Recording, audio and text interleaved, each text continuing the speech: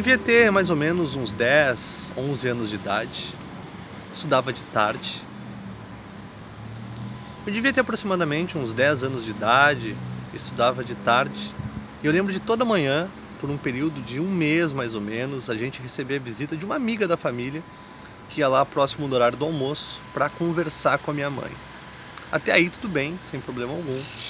A questão toda passa que essa moça estava triste, deprimida e quase sempre saía de lá chorando. Eu lembro de não entender muito bem aquilo, mas nas primeiras vezes eu ignorei completamente, fiquei lá brincando na sala, fazendo as minhas coisas. Primeira semana, segunda semana, na terceira semana eu já estava começando a achar muito estranho aquilo. Porque essa amiga da família, amiga da minha mãe, era uma pessoa jovem, uma boa condição financeira, tinha uma família bacana, ela não tinha razões, motivos aparentes para estar sofrendo, para estar chorando. E eu lembro de falar com a minha mãe depois dela ir embora. Eu falei, mãe, o que está acontecendo com a fulana que toda vez que ela vem aqui ela chora? Ela está sempre com uma fisionomia triste, cansada, cabisbaixa. E eu lembro da minha mãe, naquela época não devia ter essa expressão, mas ela dizia, filho, ela está triste, ela está sem motivação para viver. Eu pensava, mas mãe, qual é a razão? Ela não tem tudo? Ela dizia, olha meu filho, aparentemente sim, mas ainda assim ela está triste. E eu lembro de ficar inconformado com aquilo, porque a gente olhava à volta, eu olhava à volta e percebia que tinha gente numa condição social muito pior e não tinha tempo para ficar reclamando, chorando, sofrendo com a vida. Eu lembro de dizer, mãe, isso é frescura, isso é doença de quem não tem o que fazer. 10 anos depois, ou quem sabe nem isso, eu estava com 19 anos, eu fui diagnosticado com depressão. E aparentemente, para quem olhasse de fora, ia ver a mesma coisa que eu enxerguei. Nenhuma razão para estar triste, deprimido, sem encontrar sentido na vida.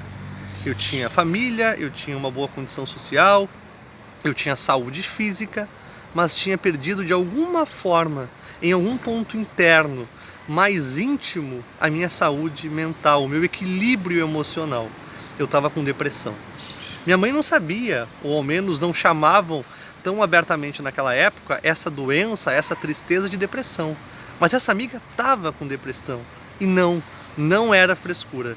Quando a gente não enxerga, quando a gente não entende, quando a gente não compreende, a gente julga, a gente rotula, a gente coloca numa caixinha porque é muito prático, é mais fácil, direto, é mais tranquilo de lidar. Mas isso não quer dizer que é verdade.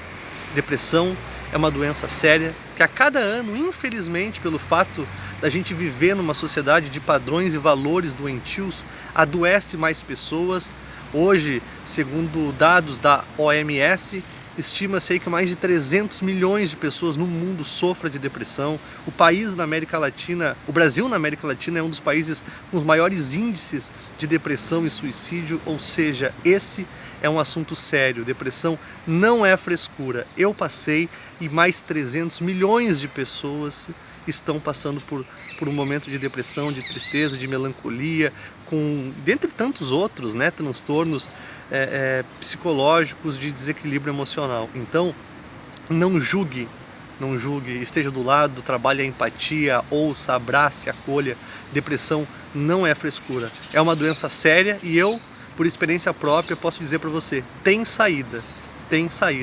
No final de uma rua que aparentemente não tem saída, a gente encontra uma passagem secreta e aí tudo pode ganhar muito mais sentido, tá bom? Um beijo e até a próxima. Valeu!